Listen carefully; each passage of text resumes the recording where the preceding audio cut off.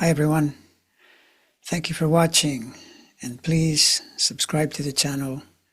I really appreciate it. Thank you. This video is about Defense Secretary Pete Hegseth, who was in his former incarnation a Fox News pundit and a well-known drunk as well as confirmed misogynist and as well as abuser of women, since he had to settle a case for doing precisely that. And you can see in his chart, first of all, why he has a reputation for being a drunk, and that is the Neptune in Sagittarius rising opposing Sun, and Venus squaring the Moon and opposing Saturn. There's a grand cross through mutable signs, and Neptune, where on the high end, is what encourages the psyche to reach for calm energy, equanimity, peace and happiness, literally. But you need to be intelligent enough to realize the high end of a planet, and if not, what will happen is the person will seek substitutes on a lower level, including all the way to the lowest point, which would be through intoxicants, forms of escapism, which provide that kind of feeling in the short term, a feeling of relaxation, but which of course then irritate the body and lead to all kinds of problems. Now you probably remember that Hegseth was embroiled in great controversy back in the spring on account of the signal scandal. He was sending confidential information inappropriately. In fact, the worst of it was that a reporter got a hold of it, made it public. It was very embarrassing. And in the interim, he is known to be very unpopular in his own department. People are constantly leaking on him as a result. And if you look at his chart, as well as noticing the personality trait, you also know that the reason he got himself in hot water in the spring was because of the Saturn and Neptune transits late in Pisces, which therefore are triggering that formation that I was describing earlier, especially the lunar position and the Venus position. They're the latest, the highest degrees. And of course, to his misfortune now, Saturn and Neptune are going back there again for another visit. Saturn has already started. It's already in late Pisces. Neptune will join a little bit later in the year. And essentially, they hang around in these degrees until February, whereupon they'll return into Aries.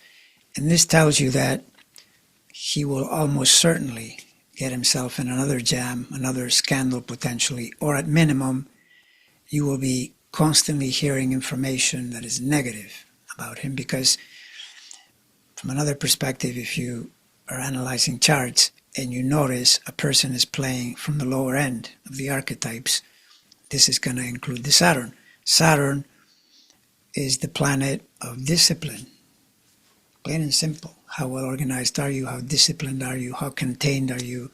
How well do you stay within your proper lanes?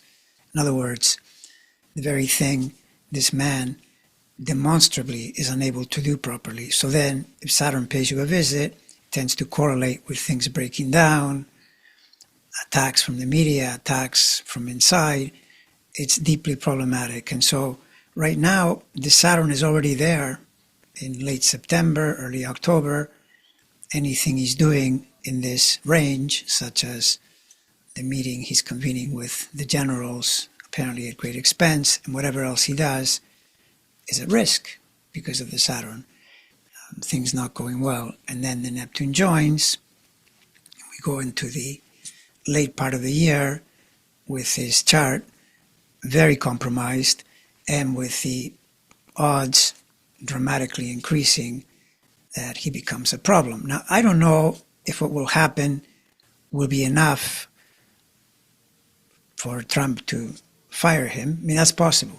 When you get this kind of pressure, it is possible that he is dismissed. Now, a counterpoint that does help him is that the Saturn station in November, which is overall very tricky, very complicated, very difficult, it is counterbalanced by a Jupiter station in Cancer, which does trine his moon. And that might be enough to save him from losing his job before the end of the year.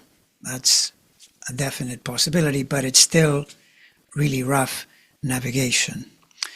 And then, as we go into next year, he becomes one of the many individuals surrounding Trump that are signaling this astrological signature that is very troubling, namely the Saturn getting into Aries and finding planets to challenge at a really critical moment, the year of the 2026 election.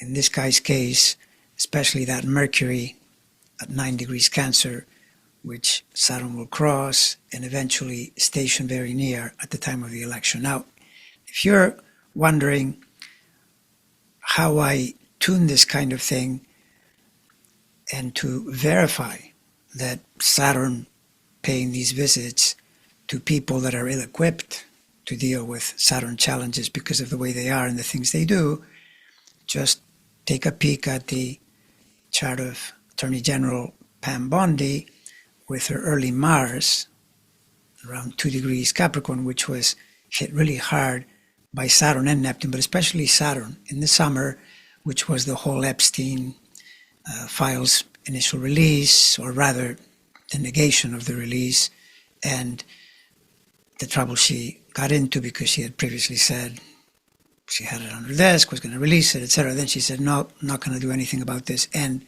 MAGA people were blaming her and calling for her head.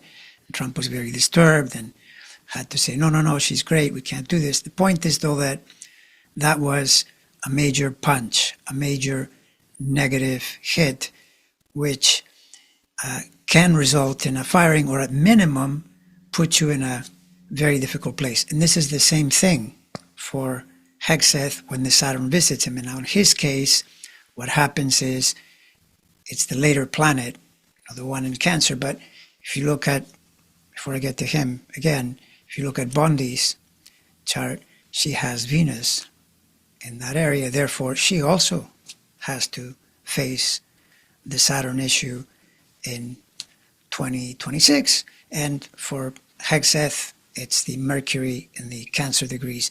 Essentially, you're looking for those degrees, meaning start at 1 where Saturn enters, but then the key degrees become 9 to 15 of Cancer, Capricorn, Aries, and Libra. Those are cardinal degrees.